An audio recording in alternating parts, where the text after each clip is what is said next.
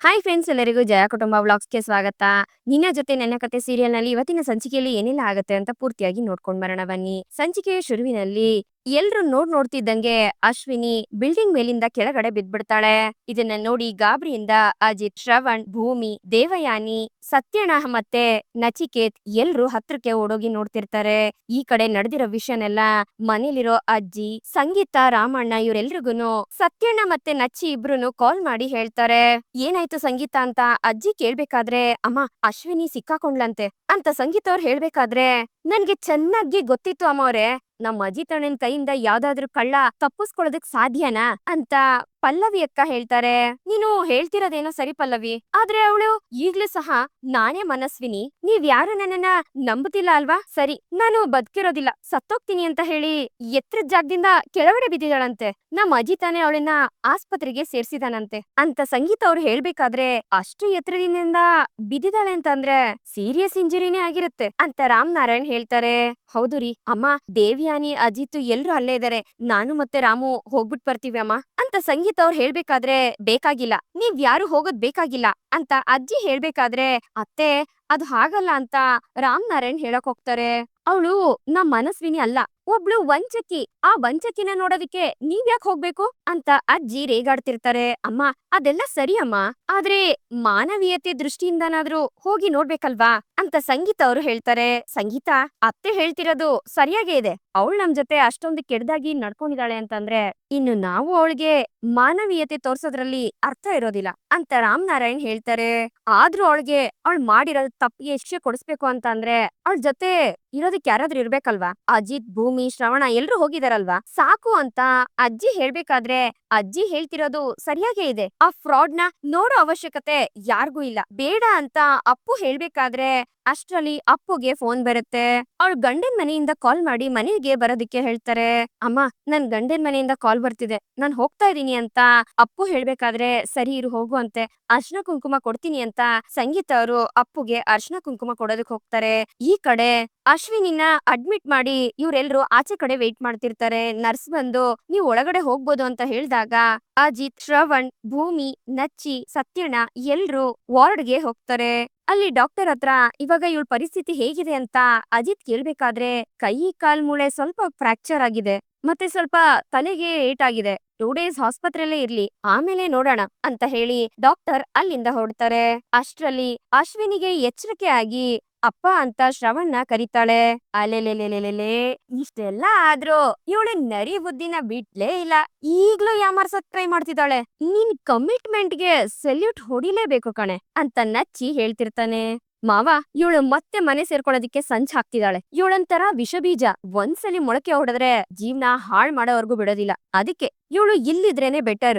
ಒಂದ್ಸಲಿ ಇವಳು ಇಲ್ಲಿಂದ ಡಿಸ್ಚಾರ್ಜ್ ಆಗ್ತಿದ್ದಂಗೆ ಕಾನೂನಿನ ಪ್ರಕಾರ ಇವಳಿಗೆ ಏನ್ ಶಿಕ್ಷೆ ಕೊಡಿಸ್ಬೇಕೋ ಅದ್ರ ಜವಾಬ್ದಾರಿ ನಂದು ಅಂತ ಅಜಿತ್ ಹೇಳ್ಬೇಕಾದ್ರೆ, ಇದನ್ನ ಕೇಳಿ ದೇವಯಾನಿಗೆ ಭಯ ಆಗ್ತಿರುತ್ತೆ. ಬೇಡ ಬೇಡ ಅಂತ ಅಶ್ವಿನಿ ಹೇಳ್ತಿರ್ತಾಳೆ. ಹೌದು ಸಾಹೇಬ್ರೆ, ನಿಜವಾದ ಮನಸ್ವಿನಿ ಖಂಡಿತವಾಗ್ಲು ಎಲ್ಲಾದ್ರೂ ಸುರಕ್ಷಿತವಾಗಿ ಇದ್ದೇ ಇರ್ತಾಳೆ. ಇವತ್ತಲ್ಲ ನಾಳೆ ನಿಮ್ ಮುಂದೆ ಬಂದು ಖಂಡಿತ ಅಪ್ಪ ಅಂತ ಕರ್ದೇ ಕರೀತಾಳೆ. ಈ ಫ್ರಾಡ್ ನ ನಂಬೋದಕ್ ಹೋಗ್ಬೇಡಿ ದೊಡ್ಡ ಸಾಹೇಬ್ರೆ ನೀವು ಅಂತ ಭೂಮಿ ಹೇಳ್ಬೇಕಾದ್ರೆ, ಸರಿ ಅಂತ ಶ್ರವಣ್ ತಲೆ ಆಡಿಸ್ತಿರ್ತಾನೆ. ನಾವೆಲ್ರೂ ಇವಳ ಮುಂದೆ ಇಲ್ಲೇ ನಿಂತಿದ್ರೆ ಏನಾದ್ರೂ ಡ್ರಾಮಾ ಮಾಡ್ತಾನೆ ಇರ್ತಾಳೆ, ಬನ್ನಿ ಹೊರಡೋಣ ಅಂತ ಹೇಳಿ ಅಜಿತ್ ವಾರ್ಡ್ ಇಂದ ಆಚೆ ಹೋಗ್ತಾನೆ.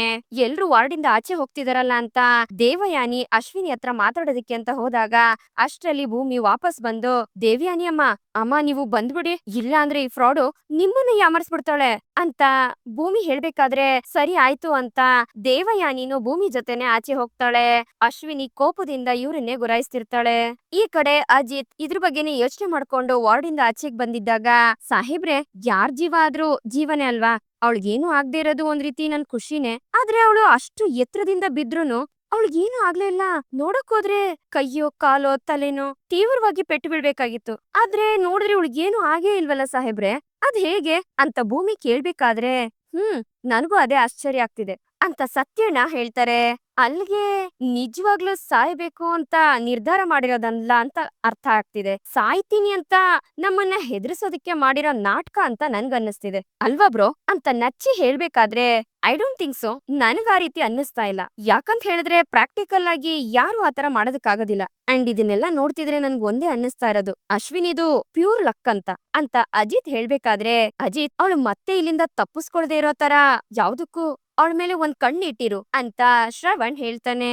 ಈ ಅಶ್ವಿನಿ ಸಾಮಾನ್ಯವಾದವಳಲ್ಲ, ಅದಕ್ಕೋಸ್ಕರನೇ ನಾನೇ ಎಲ್ಲಿದ್ದು ಇವಳನ್ನ ಗಾರ್ಡ್ ಮಾಡ್ತೀನಿ, ನೀವೆಲ್ರೂ ಮನೆಗ್ ಹೋಗಿ ಅಂತ ಅಜಿತ್ ಹೇಳ್ತಾನೆ.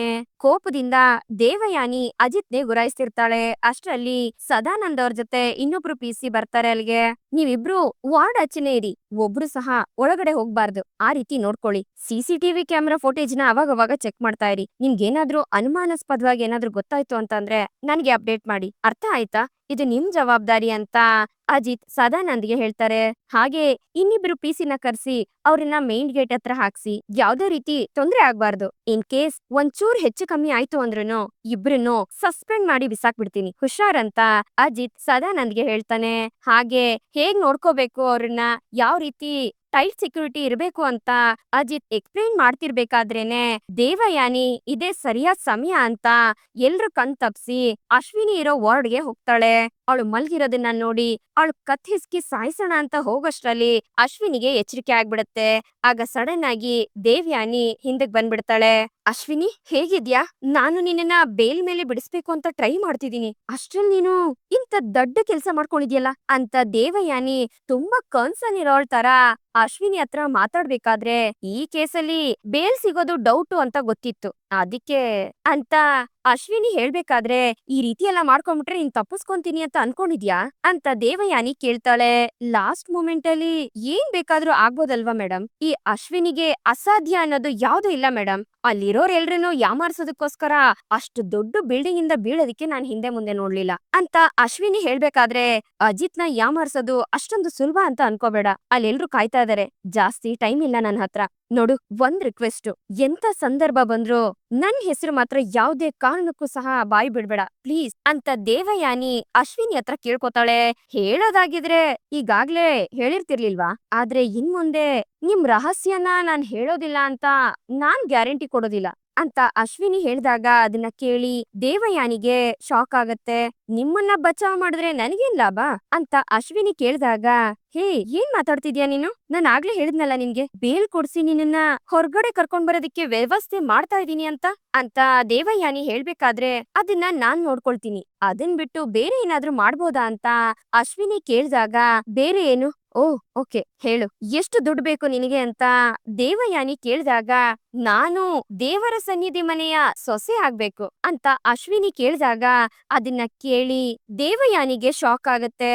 ಮತ್ತೆ ಈ ಕಡೆ ಅಜಿತ್ ಭೂಮಿ ಎಲ್ರು ಮನೆಗ್ ಬಂದಾಗ ಅಜಿತ್ ಭೂಮಿಗೋಸ್ಕರ ಲವ್ ಲೆಟರ್ ನ ಬರೀತಾನೆ. ಹಾಗೆ ಅವಳನ್ನ ಭೇಟಿಯಾಗಿದ್ದು ಅವಳ ಜೊತೆ ಕಳೆದ ಕ್ಷಣಗಳನ್ನೆಲ್ಲ ಅದ್ರಲ್ಲಿ ಬರ್ದು ಐ ಲವ್ ಯು ಭೂಮಿ ಅಂತ ಹೇಳ್ಬೇಕಾದ್ರೆ ಅಷ್ಟ್ರಲ್ಲಿ ಭೂಮಿ ಅಲ್ಲಿಗ್ ಬರ್ತಾಳೆ.